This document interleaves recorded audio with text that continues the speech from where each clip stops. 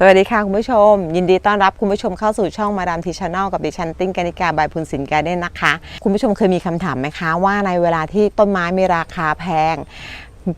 นับใบขายกันเป็นหลักแสนค่ะแต่ว่ากับมีการตัดสดต้นไม้นะคะต้นไม้ราคาไปดาวอังคารขนาดนี้ค่ะแต่ขายแบบไม่มีรากต้นไม้ไปดาวอังคารขนาดนี้นะคะแต่ตัดเป็นข้อขายมันเกิดขึ้นจริงค่ะในสภาวะตลาดในปัจจุบันนี้นะคะเพิ่งจะมามีสักประมาณช่วงปีที่ผ่านมานะคะประมาณ1 ปีที่ผ่านมาค่ะก่อนหน้านี้ในไทยไม่มีการขายไม้แบบตัดสดหรือไม้ตัดข้อแบบนี้นะคะแล้วถ้าหากว่าเราจะซื้อไม้ตัดสดหรือไม้ตัดข้อแบบนี้เอามาชำเองเอามาทำเองเนี่ยนะคะเรามีวิธีเลือกกันไหมคะเรามาแนะนำค่ะว่าคุณผู้ชมจะเลือกข้อต้นไม้แบบไหนให้แบบว่ามันสามารถออกมาเป็นต้นใหม่ได้จริงๆค่ะมาดูกันค่ะ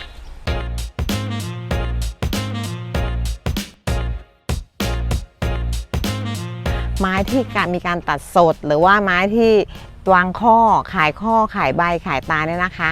ตามปกติแล้วเนี่ยจะเป็นไม้ที่มีราคาค่อนข้างสูงค่ะหรือว่าจัดว่าอยู่ในกลุ่มพวกไม้เทพไม้แรไม้หายากนั่นเองค่ะเพราะว่าปริมาณของต้นไม้ในท้องตลาดตามความเป็นจริงเนี่ยนะคะมันไม่พอขายก็เลยเกิดปรากฏการตัดไม้สดขายกันแล้วค่ะคนซื้ออยากซื้อไม้ตัดสดด้วยความที่ว่าอยากได้ไม้เร็วๆแล้วก็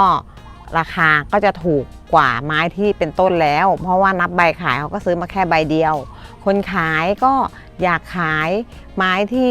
ตัดปุ๊บขายปั๊บไม่ต้องมารอชำเนื่องจากว่าการชำการทำรากนะคะให้เป็นต้นไม้ที่สมบูรณ์อยู่ในกระถางเป็นต้นแล้วเนี่ยก็ต้องใช้เวลาอย่างกับยอดนี้นะคะก็ใช้เวลาถึงประมาณ45 วันถึงจะมีรากที่สมบูรณ์ขายได้แต่ถ้าหากว่าตัดปุ๊บขายเลยคนขายก็ขายได้ทันทีค่ะก็เลยเป็นสาเหตุของการที่มีการขายไม้ตัดสดกันค่ะข้อเสียก็คือมันก็จะเกิดปัญหานะคะกับลูกค้าถ้าหากว่าลูกค้าเอาต้นไม้ไปชำไม่ได้หรือว่าต้นไม้เกิดตายขึ้นมาก็จะมีประเด็นกันจะมีข้อกรณีพิพาททะเลาะถกเถียงกันนะคะหรือในกรณีของลูกค้าค่ะถ้าหากว่าลูกค้าเนี่ยได้ไม้ตัดสดไปไม้วางข้อไปในราคาที่ถูกกว่าท้องตลาดนะคะสักประมาณ 20% ค่ะนั่นหมายความว่าความเสี่ยงที่คนขายเขาจะไปชำก็ไม่ใช่เป็นความเสี่ยงของคนขายแล้วนะคะมันก็เป็นความเสี่ยงของคุณเองที่คุณจะซื้อไม้ตัดสดในราคาที่ถูกลงเมื่อได้ของถูกลงคุณภาพมันก็ต้องลดลงไปตามราคาซึ่งมันก็เป็นเหตุเป็นผลจริงๆนะคะ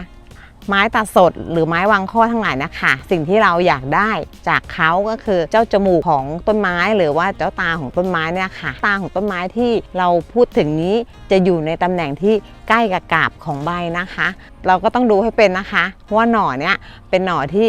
จะสามารถพัฒนาเจริญเติบโตขึ้นไปเป็นต้นไม้ต้นใหม่ได้หรือเปล่าค่ะสำหรับการเลือกซื้อไม้ตัดยอดนะคะส่วนที่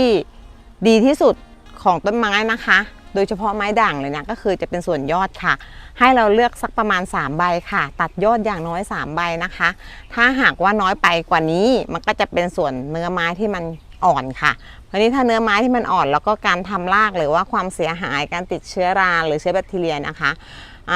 ในช่วงใบที่2เนี่ยยังมีเยอะอยู่นะคะถ้าหากว่าเป็นช่วงใต้ใบที่3ลงไปนะคะช่วงประมาณแบบนี้นะคะก็จัดว่าเป็นช่วงที่เหมาะในการที่จะทำรากใหม่ค่ะยาวมากไปก็ไม่ดีค่ะเพราะว่าจะทำให้เกิดการคายน้ำนะคะเพราะว่ารากเขามีน้อยนะคะใบเยอะก็ทำให้คายน้ำมากค่ะจังหวะที่เหมาะสมก็อยู่ประมาณนี้ค่ะและเทคนิคอย่างหนึ่งนะคะของการที่เราจะซื้อไม้ตัดยอดนะคะไม่ควรเลือกยอดในขณะที่ตัดเนี่ยนะคะไม่ควรให้ใบอ่อนเนี่ยนะคะใบใหม่นะคะเป็นใบอ่อนถ้าลักษณะของใบใหม่ที่เป็นใบอ่อนหรือว่าหลอดม้วนมาแล้วประมาณแบบนี้นะคะช่วงที่เราตัดไปปุ๊บเนี่ยต้นไม้เขาขาดน้ำค่ะหลอดเนี่ยเขาจะแห้งเหี่ยวไปเลยหรือว่าเขาอาจจะฝ่อไปเลยก็ได้ค่ะเพราะงั้นขอให้ใบบนสุดหรือใบใหม่สุดนะคะเป็นใบที่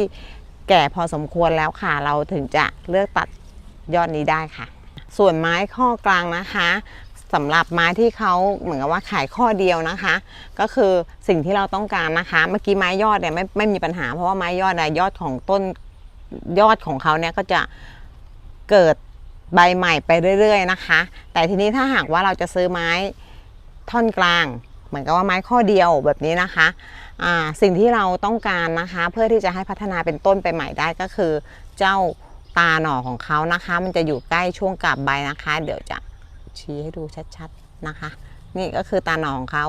สิ่งนี้ค่ะเมื่อเราไม่ยอดต้นไม้เขาตันนะคะคือเขาไม่สามารถเจริญเติบโตไปทางอื่นได้ค่ะเขาจะพัฒนาตาหน่อตรงนี้นะคะให้เกิดขึ้นเป็นต้นใหม่ค่ะช่วงข้อที่ดีสำหรับไม้ท่อนกลางนะคะหรือว่าไม้ใบเดียวเนี่ยนะคะก็คือช่วงใบที่4และใบที่5นะคะนับจากยอดมาค่ะ1 2 3นะคะช่วงนี้เป็นยอดที่ดีค่ะ4 5และ6เนี่ยค่ะอยู่ประมาณได้แค่นี้ค่ะจะเป็นช่วงท่อนกลางที่ดีค่ะอันนี้เป็นอีพีนะคะเดี๋ยวติ้งจะลองตัดให้ดูว่าเวลาเราตัดเนี่ยเราจะได้เนื้อไม้ประมาณแบบไหนถึงจะเหมาะกับการปลูกนะคะบางคนเขาบอกว่าให้ตัดต้นไม้ตรงๆแต่ติ้งไม่ชอบติ้งชอบตัดต้นไม้ทะแยงแบบนี้เนี่ยค่ะการที่ตัดต้นไม้ทะแยงนะคะสำหรับตัวเราเองนะเราเป็นคนที่เคยปักจักรดอกไม้เพราะงั้นการดูดน้ำของเขานะคะผิวสัมผัสเขาจะเยอะเขาจะช่วยดึงน้ำค่ะเข้าไปเลี้ยงยอดได้ค่อนข้างดีค่ะอันนี้คือเทคนิคนิดๆหน่อยๆนะคะที่จะแอบฝากไว้ให้ค่ะอันนี้คือยอดค่ะ3ใบค่ะ1ใบ2ใบ3ใบเป็นยอดที่ดีนะคะสำหรับการเจริญเติบโตค่ะแล้วเราก็เอาไปปลูกได้เลยมาค่ะท่อนกลางค่ะท่อนกลางเนี่ยตัวติ้งเองไม่ชอบเลยที่จะตัดต้นไม้แค่ข้อเดียวแบบนี้แต่ว่าเขาขายกันนับข้อนับใบเนาะอันนี้สมมุติว่าเป็นมอนมินแล้วกันนะคะเพราะว่าสมมุติถ้าเป็นของแพงๆหน่อยจะได้แบบว่าอยากตัดข้อขายข้อเดียวกันอ่ะสมมุติตัดทะแยงนิดๆนะคะ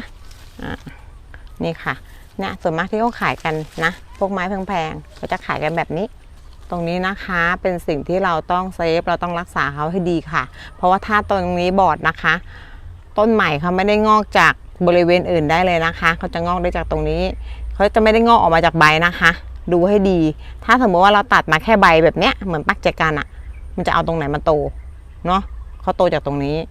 อีกอย่างหนึ่งก็คือตัวแท่งลำต้นเนี่ยค่ะเป็นปัจจัยสำคัญเช่นกันที่จะทำให้ต้นไม้อ่ะงอกได้ดีหรือเสียหายนะเพราะว่าถ้าสมมุติว่าบางคนเนี่ยตัดแบบบางมากตัดแค่นี้เหมือนแร่ซาซิมิอ่ะบางมากเลยคือจะบางไปไหนก็คือให้เนื้อต้นไม้เข้าไปเยอะๆหน่อยค่ะเพราะว่าเนื้อต้นไม้ช่วงนี้ค่ะเป็นส่วนที่เก็บพลังงานค่ะเก็บพลังงานของการที่จะมาช่วยกันสร้างตาของเจ้าหน่อที่จะงอกใหม่นะคะถ้าสมมติว่าเราตัดน้อยนะคะลำต้นสั้นพลังงานมันก็น้อยค่ะแล้วก็อีกอย่างหนึ่งถ้าสมมติว่าเกิดแผลเนี่ยเน่าแล้วมันลามจะตัดหนีไปทางไหนจะช่วยไปทางไหนมันไปไม่ได้เลยเนาะเพราะงั้นเวลาตัดนะคะถ้าเป็นไปได้อันนี้มันมีข้อค่อนข้างยาวนะคะมีเนื้อไม้ค่อนข้างเยอะตัดข้อเดียวก็โอเคพอรับได้แต่ทีนี้ถ้าหากว่าต้นไม้ที่มันเป็นช่วงข้อสั้นๆอย่างเงี้ยแล้วไปแบ่งแค่แบบเซนเดียวมันก็โหดไปนะติ้งว่าขอสัก2ข้อดีกว่าค่ะถ้าสัก2ข้อมันก็ยังแบบว่าเผื่อพลาดเผื่อเสียนะคะก็ยังไม่เสียหายไปทั้งหมด 100% ค่ะยังเหลืออีกสักตาหนึ่งหรือว่าเหลือไว้ให้แก้ไขทายาทาปูนได้ก็ยังดีนะคะแล้วเราก็มาดูตรงนี้นะคะพอดีมีตัวอย่างให้เทียบให้เห็นชัดๆดูลักษณะของลำกิ่งไม้ต้นนี้ค่ะกิ่งไม้กิ่งเนี้ยนะคะเขายังมีลักษณะสีของลำต้นเนี่ยค่ะเขียวอยู่เห็นไหมคะเพราะงั้นตัวหน่อเขาที่ให้ออกมานะคะหน่อจะใหญ่เหมือนกับเป็นวัยหนุ่มสาวอะค่ะเขาพร้อมที่จะให้หน่อเนาะแข็งแรงส่วนเจ้ากิ่งนี้ค่ะเห็นไหมคะลำเป็นสีน้ำตาลละเนื้อไม้ค่อนข้างแก่เก่าละหน่อก็จะเล็กกว่าแล้วก็มีโอกาสที่หน่อเนี่ยจะไม่พัฒนานะคะหน่อก็จะแฟบจะฝ่อไปเพราะงั้นถ้าหากว่าเราซื้อต้นไม้ที่มีลักษณะของตอเก่าๆหรือลำต้นไม้ที่มันเขียวแล้วแก่ขอโทษค่ะลำต้นไม้ที่มันเก่าแล้วดำแล้วไม่ใช่เขียวนะคะเขียวดีถ้าหากว่าเขาดำแล้วเป็นสีน้ำตาลเข้มแล้วนะคะหน่อนี้อาจจะมีโอกาสนะคะที่อาจจะฝ่อไปก็ได้หรือว่าถึงจะไม่ฝ่อนะคะก็อาจจะได้หน่อที่เล็กแล้วก็ไม่สมบูรณ์ค่ะอีกหนึ่งปัญหานะคะที่ในการชำต้นไม้ค่ะเนี้ยค่ะเป็นตาของมอนสเตอร่าเนาะแต่ว่าตาเนี้ยเป็นตาที่ฝ่อค่ะถ้าหากว่าตาที่เขาแข็งแรงสมบูรณ์ดีนะคะตาเขาจะต้องเขียวแล้วก็มีลักษณะอวบอ้วนสมบูรณ์นะคะอันนี้ก็คือดำแล้วก็เริ่มจะเหี่ยวค่ะลักษณะการงอกตาแบบนี้นะคะ เพื่อนๆอย่าซื้อเพราะว่าโอกาสที่จะเสียหายมันเยอะค่ะหรือถ้าหากว่ามีโอกาสรอดตาก็ต้นใหม่ก็จะไม่ค่อยสมบูรณ์ค่ะโตช้าค่ะเสร็จแล้วทีนี้มันก็จะมีอีกลักษณะหนึ่งนะคะของการขายไม้ข้อเดียวใบเดียวเนี่ยนะคะคือเอาไม้ที่มีการออกหน่อแบบนี้มาแล้วเนี่ยค่ะเรียบร้อยแล้วอันนี้คือ1ใบอันนี้คือข้อตาของเจ้าใบนี้นะคะที่พัฒนาขึ้นมาเป็นต้นใหม่แล้วใช่ไหมคะเขาก็ตัดตรงนี้ดูทำให้ดู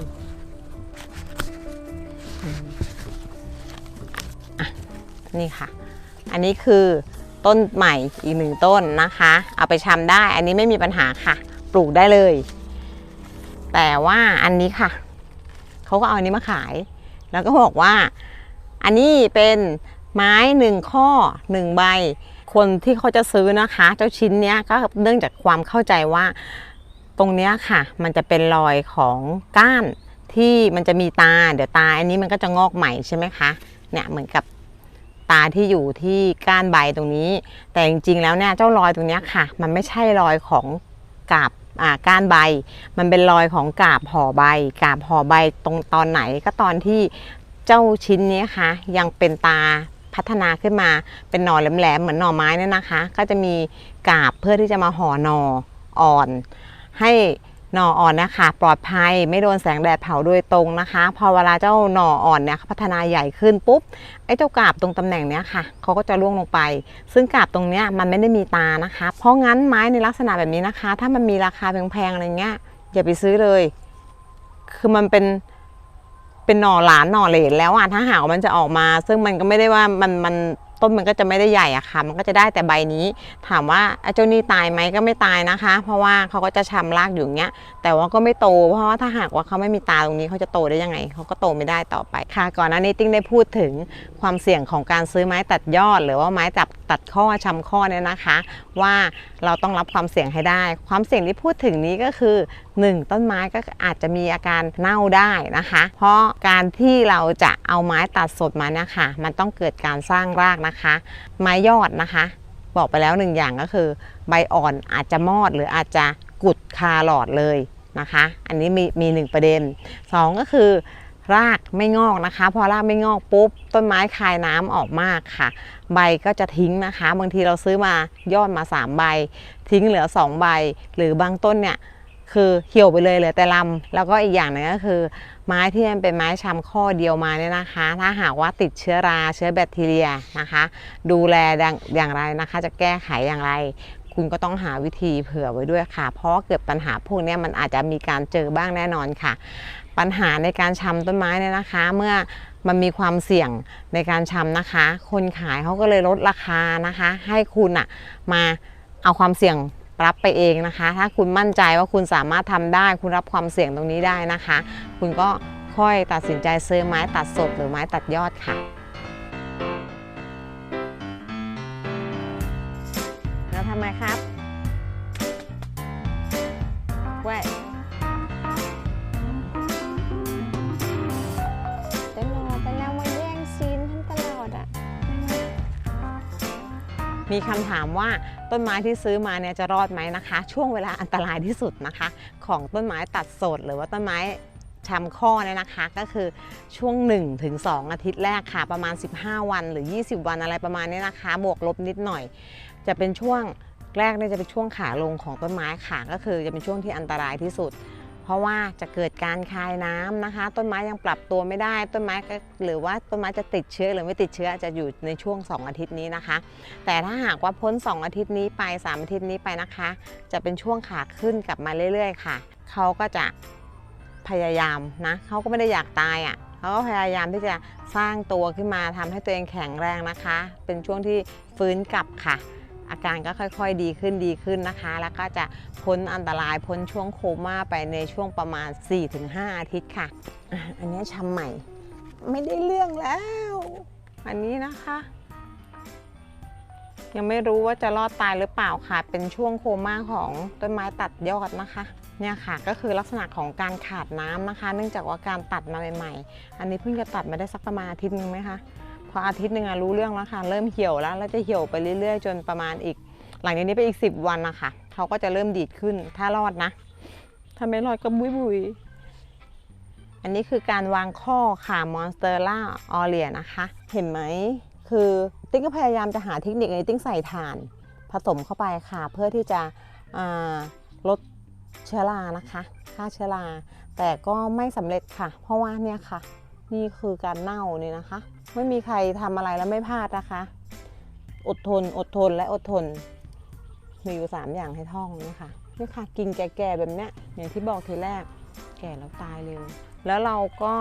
มีข้อคิดอีกเรื่องหนึ่งนะคะอย่าลืมว่าถ้าเราซื้อต้นไม้ด่างนะคะข้อด่างเห็นนะคะไม่ได้หมายความว่าหน่อจะด่างนะอันนี้คือสำหรับคนที่ชอบซื้อไม้ข้อเดียวแล้วก็เป็นพวกไม้ลุ้นนะคะอันนี้ค่ะคือกาบห่อหน่อที่ทุกคนจะเข้าใจผิดว่าพอเวลากาบนี้ร่วงแล้วนะคะก็จะมีรอยเป็นเส้นเหมือนกับว่าเป็นกาบใบแต่จริงๆแล้วมันเป็นกาบที่ห่อหุ้มหน่อก่อนที่เขาจะพัฒนาเป็นต้นใหม่นะคะส่วนตัวแล้วติ้งชอบตัดไม้แบบเนี้ยนี่คือมีใบ2ใบนะคะแล้วก็ดูความสมบูรณ์เห็นปะคะมันแตกต่างกันมากคือเราก็ทดลองทุกอย่างนะคะไม่มีอะไรที่แบบว่าทำทีเดียวแล้วถูกนะเราก็ทดลองของเราไปเรื่อยนี่เห็นไหมคะลักษณะการปลูกนะคะเนี่ยถ้าเราปลูก2ตาเนี่ยนะคะถ้าอันนี้เน่าอันนี้ยังมีเหลือยังมีโอกาสรอดชีวิตอยู่อีก1 หน่อแต่ถ้าหากว่าเราตัดไปปุ๊บเอาแค่ข้อเดียวใช่ไหมเน่าแล้วเน่าเลยจ้ะไม่มีโอกาสแก้ตัวแล้วค่ะมาถึงตรงนี้นะคะสุดท้ายแล้วค่ะไม่ต้องทักเข้ามาถามนะว่าพี่ติ้งตัดสดไหมต้นนู้นต้นนี้ส่วนตัวติ้งไม่เคยตัดสดต้นไม้ขายนะคะเพราะว่าเป็นคนที่ยอมชำดีกว่ายอมชำต้นไม้ขายดีกว่าเพราะว่ายอมเหนื่อยที่จะมาชำยอมเสียเวลาที่จะมาชำต้นไม้ขายให้มันเป็นต้นไม้ที่สมบูรณ์ดีกว่ามานั่งเคลียร์คำถามกับลูกค้านะคะว่าทำไมถึงเป็นแบบนู้นทำไมถึงตายทำไมถึงเหลืองมันเหนื่อยกว่าการที่เราจะมาปลูกต้นไม้ขายเป็นต้นๆค่ะสำหรับวันนี้นะคะเอาข้อมูลไปนะลองศึกษาดูค่ะคิดว่าอะไรคุ้มคิดว่าอะไรดีสำหรับเราก็ลองดูนะคะประสบการณ์นะคะ